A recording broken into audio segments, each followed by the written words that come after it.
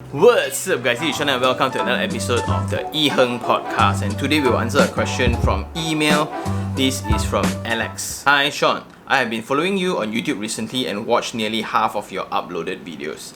The last video I watched before I drafted this email was the 4 hours Yamcha session. Listening to your career path, your past and your lifestyle makes me feel so inspired, but at the same time feel bad for not working hard enough in the past. Just some background on myself. I'm 28 years old, currently working as a property agent and an MCO made option trader. I have been working as an auditor for the first 5 years after I graduated, but I found that this is not something I am looking for. So I resigned and started working as a property agent in May 2021. The reason I joined this industry because I think I am about the age to get married, and in Malaysian Chinese culture, getting married means time to buy a property as a home. My thought is that since I need to learn about property, might as well join as a property agent and learn it at the same time. Of course, the commission is the other reason. As a newbie in the property market, I have not successfully closed any sales yet, and boom! MCO started shortly after I joined the industry. So far, I just started learning online marketing and working on advertising. In the meantime, I am also doing option trading in the US stock market after I picked some courses in early 2021. At this moment, I feel lost because first, I am not making any income, and second, I am not sure whether a property agent is the thing I am looking for.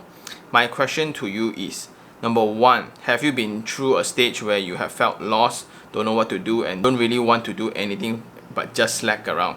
If yes, how do you overcome it? Number two, you said you once did trading, crypto, this and that. Why do you end up preferring property out of the rest? Number three, may I know what's the why that keeps you working harder and harder? 24 hours sleep a week is no joke, man. Number four, lastly, a question on the property. I said I wanted to get a house before marriage, but after watching your videos, I felt that the first home I buy is for own stay. It will slow down my property investment journey. Now, I keep having the mindset of buying a rumahwip as my first home.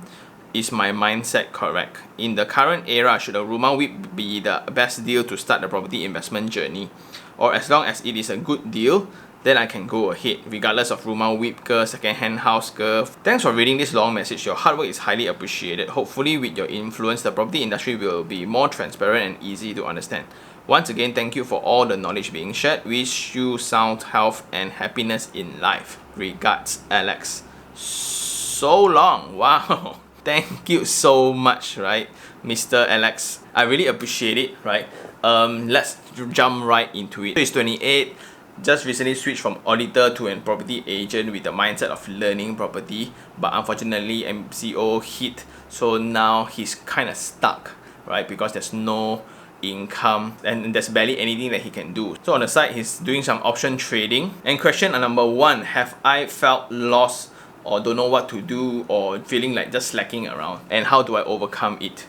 Yes, I have, but there's only two ways to really move yourself, right? One is motivation, one is desperation. It means you will be inspired, you will be driven if you have set something that you want to pursue.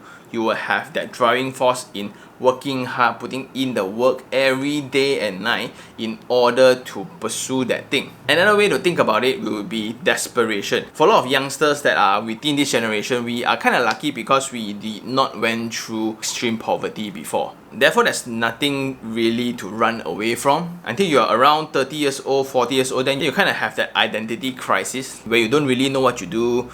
You don't really know what you like, because everything has been scripted from day one. You need to go to this school, study this, you will like this because you're smart in maths, you do engineering, or you be accountant if you don't like science. Before SPM result, you take the forecast result to go to pre-U. Then before graduation, you get offered to a job already, and it goes on and on and on and on and on. So there was no real thought process. Therefore, if I were to ask a lot of youngsters today, what do you like to do in your free time? What would you be doing without even thinking at 5 o'clock in the morning every day without getting paid? What would that be? Unfortunately, a lot of people cannot answer because whatever they do in the past has always been associated with monetary gains as the end result. Therefore, if this cannot make money, don't do. This cannot make money, don't do. Waste time. Rather go and sleep. Therefore, I'm really fortunate as I tried enough right? I tried a lot of stuff before, including different works, different roles in the company, different settings of the company, and I come to realize that my strength relies on what I currently do. Another confusion is also when people think that they are lost. Sometimes it's just the body telling you that you need a rest. Don't worry too much because you have made this sharp turn in your career where you're supposed to be that senior auditor, right? Making 8,000-9,000, but instead you took a right turn to be on commission basis, and that sense of security that you collect from your company is no longer there. This career then relies on commission based, where it's effort based, and now MCO there's nothing you can do. Therefore, it's that sudden shock in the system. So when I'm at these kind of situations, right, I will look at the problem as is basis. Do not amplify the problem, okay? Just look at the problem as it is, which is you got no income. And the right questions I would ask is, how long can my savings hold? It may be 9 months, 6 months, 3 months. Before it ends, is it possible for me to make the switch back? You can still do what you're good at, what you're trained at, while studying real estate at the side. I have friends who are auditor that purely focuses on property stocks, or in property companies. That can be one way of learning the business as well, without taking that huge leap. Number 2, is there a deadline that you are giving yourself? By 30, you need to have a house. By 35, you need to be a millionaire. By 40, you need to be a gazillionaire. Is there such thing that you're imposing on yourself? Sometimes it's good, sometimes it's not good. Well, it depends on the player. So some players perform in clutch time, which means like left 3 seconds then he will perform the best. Suddenly pressure makes him. Then certain players pressure breaks him. So which one are you? You really need to take this time and understand yourself. But when I am extremely down, right, I work out. A lot of people ignore that mind-body connection, right? Because I would say sports or exercise, right, are that instant metaphor of life. It's when you will always be bombarded with challenges, bombarded with hesitation, bombarded with hardships. It's those moments when your mind is really tempted to just give up. When you are supposed to run 10 km, you are at kilometer 6. Why run so hard, bro? You just give up, nobody's gonna know. Are you tracking yourself? You can just take the picture at the end and you just draw virtually. People wouldn't care. So why are you doing this? You will have all these questions popping up when you are running, or when you're doing weights or whatsoever. It now boils down to your willpower to tell your mind to shut up. You need to control your mind instead of mind controlling you. And the danger of being idle, danger of doing nothing, right? Your negative thoughts will be the most active during that state. It's very easy to go crazy. Your mind will slowly drill down into very serious stuff. Like you ask yourself, why am I so useless? Because you made the wrong decision, and because of you not being aware enough, and then it will go down into this rabbit hole, right? And for what, you're just wasting time and energy. Might as well read a book, watch some movies, learn something. And by doing so, you will slowly discover what you like as an individual, right? And that's how I discovered that I'm pretty okay with stocks, I'm pretty okay with other stuffs, but just that I do not like them because they are just too prompt. One tweet from US will disrupt the whole economy. I do not have such stomach for risk, so I rather buy something, although it will be there for the next 20-30 years, right? Given there's no war, there's no tsunami, the property will still be there, so I can sleep peacefully at night, and that works for me. So I can slowly accumulate one every 3 years. That was the goal. So I will have 3 years to work on one, I will have 3 years to work on the other, and I will have 3 years to work. So that was my plan all this while, and I'm mesmerized and I'm excited when I see new buildings being built, new streetscapes, new skyline in the city. I get really excited for that, and that is because I gave it a try. And your next question is about the why, right? The why, the reason of me working so hard. Because it was only several years ago when I was doing so many things, putting 150% effort every single day to make things work. Unfortunately, I'm restricted by corporate governance, by family dynamics, and etc. So suddenly when things starts working, because of the consistent work that I put in, because of the focus that I have towards what I want to achieve, good things starts happening and it starts blooming. So last time when you're putting 150% effort and nothing works, now you have at least maybe 50% of things works, right? It means a lot to me. Therefore, this channel really means a lot to me. And I also really enjoy this quote where I even shared in the Yamcha podcast, right? Everyone is given 2 lives. The second one starts when you realize you have only one. So I would say the reason, right, would be two things. Impact, number one, and happiness, number two. These are the two things that I really pursue in life. How my work or how my existence in this lifetime can impact people. Is the world on the positive after the existence of me, or is it on the negative after the existence of me? That's very important for me.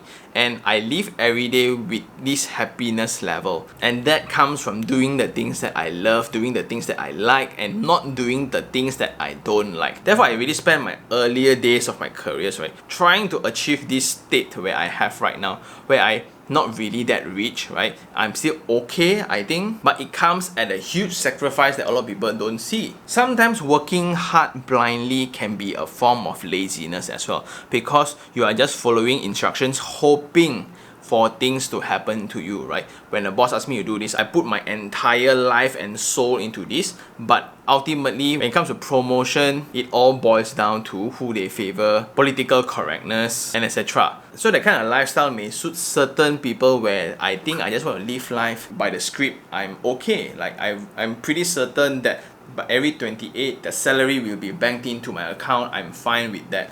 No less, no more. So life will then be somewhat in an autopilot, and it works for certain people but not for me. I'm more of a risk taker. I will not know what I'm going to upload until I read the email of yours today, right? Therefore, this happened, and this kind of impromptu actions, random acts, right, really excites me a lot. And last of all, for your investment approach, I think partly it's right, where rental return needs to be that main benchmark of data for you to make your decision. Because I'm very concerned now that everybody is trying to buy a house because there's HOC. They're trying to buy a house because there's a lot of promotion, there's a lot of cashback, and etc, right? You shouldn't buy stuff because of those elements, but ultimately it's after reducing all those elements.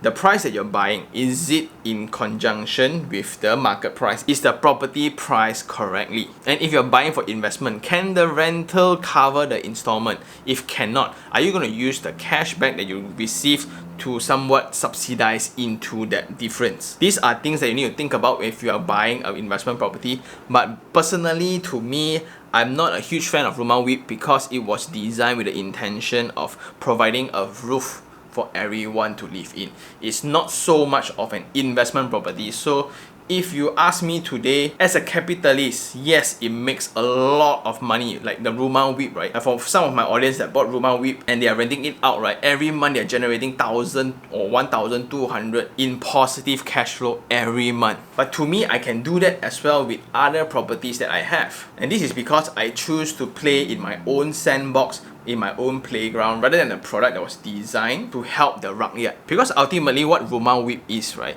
the government does not cough out any money to do that one. It's just very cool for them to announce, hey, now we got more rumahwip.